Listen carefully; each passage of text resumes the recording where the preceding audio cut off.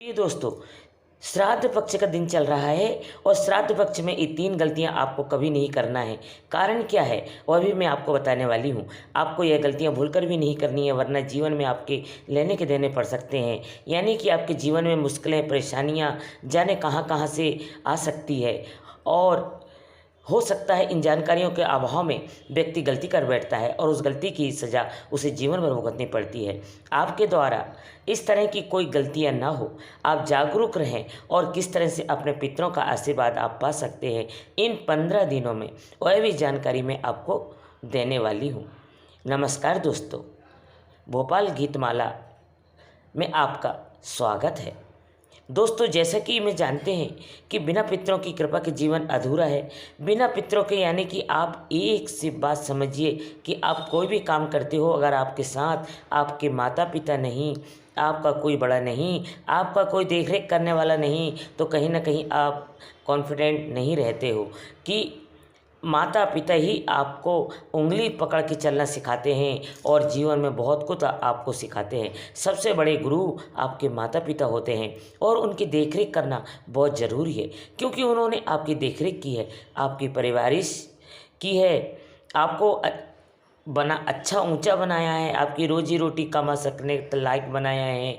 हो सके तो यह परिवार का लड़का, और गांव में अगर यही बोलेंगे कि फला फला का ये लड़का है और आपका नाम नहीं होगा, आपके पिता का नाम से ही आप जाने जाओगे, वो फलाने का लड़का, फलाने की लड़की, और पहचान अपने माता पिता से हुई।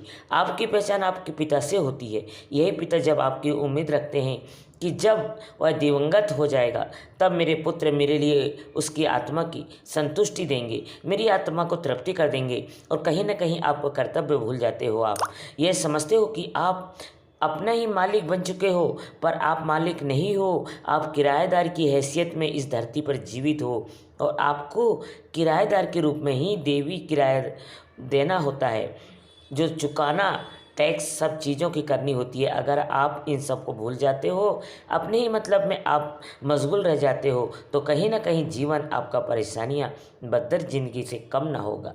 इसलिए जो लोग परेशान होते हैं, कहीं ना कहीं उनके जीवन में वह कमी रहती है, जो कमी वह अपने पितरों को पूरी नहीं कर पाए और गलतियां कर बैठते हैं। आप गलतियां क्या कर रहे हैं? सबसे पहली गलती समझिए, जो श्राद्ध पक्ष दिनों में आपको करना है वो कभी गलती ना करें। पर एक तो आप रिश्तेदारी में न जाएं, पहला काम। सबसे ज़रूरी, रिश्तेदारी में न जाएं, वहाँ का भोजन ना खाएं, किसी के यहाँ का भोजन बिल्कुल नहीं खाना है। मान लो होते हैं कि जैसे कि भतीजा होता है और भी लोग जैसे भांजे होते हैं, उन्हें अपने घर में, वो जो पूजनीय होते हैं, उन्हें अपने घर में, अपने परिवार के लोगों में अपन उनको बुलाते हैं और घर पर आओ और श्राद्ध पक्ष का भोजन पाओ।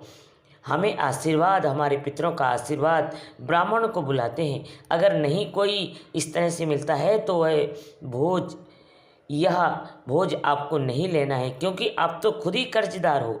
कर्जदार के तो गले से एक निवाला नहीं उतरना चाहिए। यह 15 दिन समझ लो, जो कर्जा है वो चुकाना है। नियम बना लो, किसी के घर में ना जाओगे, ना तो आप खाना खाओगे, ना तो एक बूंद जल का ग्रहण करोगे।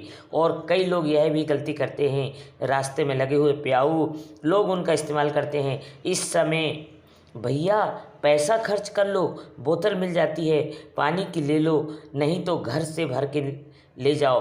किसी का अन्न, किसी का जल आपको ग्रहण नहीं करना है, इस बात का ध्यान रखिएगा, अन्यथा आप करण उतरेगा नहीं। आप ऋणी दर ऋणी होते जाओगे, क्योंकि इस समय में कोई भी जो अन्न ग्रहण करते देखा होगा, वह लोग कपड़ा दान करते हैं, वस्त्र दान करते हैं, दवाइयाँ दान करते हैं। बहुत से जो परोपकार किए जाते हैं वह सभी इसी समय में किए जाते हैं। क्यों किए जाते हैं? ताकि आत्माओं को, दिवंगत आत्माएं हैं, पितृगण, उनको शांति मिल सके। और इस समय में आप अपने घर में किसी को भी आकस्मिक मृत्यु, जिसे अकाल मृत्यु भी कहते हैं, उसका भी आप कहीं से निपटारा कर सकते हैं। मान लो कई बार कुछ बच्चे घर में होते हैं, वह बीमार होकर या किसी तरह या एक्सपायर हो जाते हैं, या मान लो बच्चा जो है जन्म लिया तुरंत वह एक्सपायर हो गया, या फिर कोई ऐसा व्यक्ति जिसकी अकाल मृत्यु हो गई, आप अकाल मृत्यु की गमी को तो नहीं जानी जाती है, पर उस केस में क्या करना है आपको नहीं जानी जाती है, पर उस केस में क्या करना है आपको अब मीठा जल बनाना है। मीठा जल बनाकर उसको अपने गरीबों में वितरण कर देना है। गरीबों में वितरण करवा दीजिए, इससे उस दिवंगत आत्मा की जो भटक रही है उसकी तृप्ति मिलती है। मीठा जल इसमें बनाया जाता है, वह आप करिए। आप दूसरों काम के आप लोगों के यहाँ नहीं खाओगे, पर आपको इस समय दान पुण्य करना है। इस समय देखिए, दान जप स्नान सब यही समय है, और इस समय में आप गरीबों की सेवा करिए। लोग कहते हैं कि ये दूध जाकर हम लोग चढ़ाने के लिए बोलते हैं, और भगवान को शिवलिंग को क्यों चढ़ाना, हम जाकर गरीबों को नहीं दे सकते क्या? गरीब पर हर एक चीज़ का तरीका है, यह नहीं है वहाँ पर वह नहीं गया। जिसकी देन है अगर हमने उसी को अपना श्रद्धा रूप से चढ़ा दिया तो गलत क्या किया? जितना है, जितना आपके सामर्थ्य में दिया गया है आप वहाँ पर चढ़ाओ, गरीबों को भी बांटो।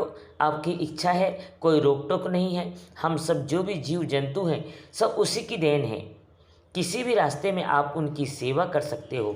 अपना अपनी सोच है, अपने कई बार ऑफिस में क्लासिकल वगैरह में शेयर कर लेते हैं, अच्छा ये ले लो, अच्छा वो ले लो।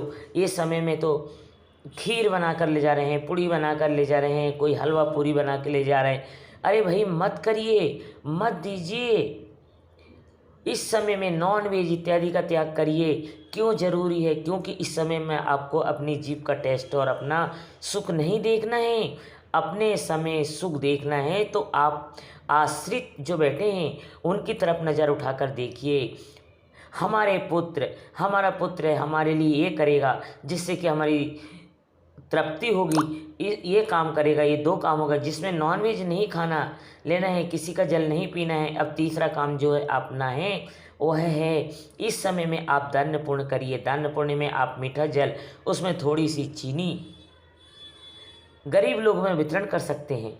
इसमें सभी जो आग्रह या कारणवश किसी की भी बस से आत्माएं तृप्त नहीं है, वह तृप्त होती है। इस समय में पितृ समझ लीजिए आप आपके ऊपर पूरी दृष्टि लगाए होते हैं कि आप उनके लिए कुछ करें। देखिए जिस जल आप जो जंतुओं के लिए आप दे रहे हो, इन्हीं में से उनको तृप्ति मिलती है। वह जल नहीं पीएंगे, आप लोटा भर के रख दो जल, वो पिएंगे नहीं, उनको वो नहीं पीएंगे। वो तो इस माध्यम से, वो उनके द्वारा कौओं, कुत्तों, गाय, मकोड़े, गरीब लोग, इनके जरिए से ही उनकी तृप्ति मिलती है। तो सोचिए आपने किया इधर और फ़ायदा उधर, तो कितना है। देखिए अलौकिक चीज़ें हैं और इनमें कोई वितरण नहीं करना चाहिए, कोई वितर्क नहीं करना चाहिए। मान्यता है तो मानो, नहीं मानते तो प्रभु अपने आप को मनवा लेंगे। ज़्यादा सियाने बनने की ज़रूरत नहीं है। अच्छी तरह लपेटे में ले लेते हैं, छोड़ते नहीं है वो ऊपर वाला किसी को। तो हमारा कर्म और हमारा दायित्व समझ कर जनेऊ डालते हैं। आप जनेऊ कंधे पर जो हम धागों को पहनते हैं, हमारे ऊपर यही कंधों पर ऋण है। ऋण में जितना ऋण प्रकृति पैदा होते हैं, इन्हीं ऋण का भार उतारना होता है। जब हम यह कर्तव्य, तो जीवन में अनेकों तरह की परेशानियां झेलते हैं। सबसे पहले परेशानी जीवन में किस्मत साथ नहीं देती, पैसा नहीं बचता, बीमारियां पीछा नहीं छोड़ती, क्लेश रहता है, संतान पैदा नहीं होती, नालायक होती है संतान, पैसा का कोई लूट के मार के खा जाता है, इंसान ठगा का ठगा रह जाता है, दरिद्रता, परेशानियां आती रहती है। इतनी सब परेशानियां जीवन में क्या करोगे? मात्र एक उस सलूशन पर ध्यान दीजिए कि किसी का खाना नहीं खाना है। अब तीसरा काम आपको क्या करना है? तीसरा काम यह करिए, आपके पूर्वजों को कई बार देखिए, जो चीज़ पसंद थी, जो चीज़ उनको पसंद है, मान लो है अपने जी जान से जानते चाहते थे। आप अपनी माता जी से, जो अपने बुजुर्ग हैं, उनसे पूछ लीजिए उनको क्या पसंद था, वही बनाकर थोड़ा सा दूध ले लीजिए, उसमें एक रोटी ले लीजिए और थोड़ा तोड़ के टुकड़े टुकड़े करके उसे मसल लीजिए। तो उसमें थोड़ा तेल डाल दीजिए, उसको मलीदा बना लीजिए और अपने सियानों के नाम पर उसे भोग लगा दीजिए। और गाय, कुत्ते, गाय किसी को भी आप दे सकते हैं। दोस्तों इस तरह आप इन 3 समस्याओं से करके और सारी समस्याओं से छुटकारा पा सकते हैं अगर हम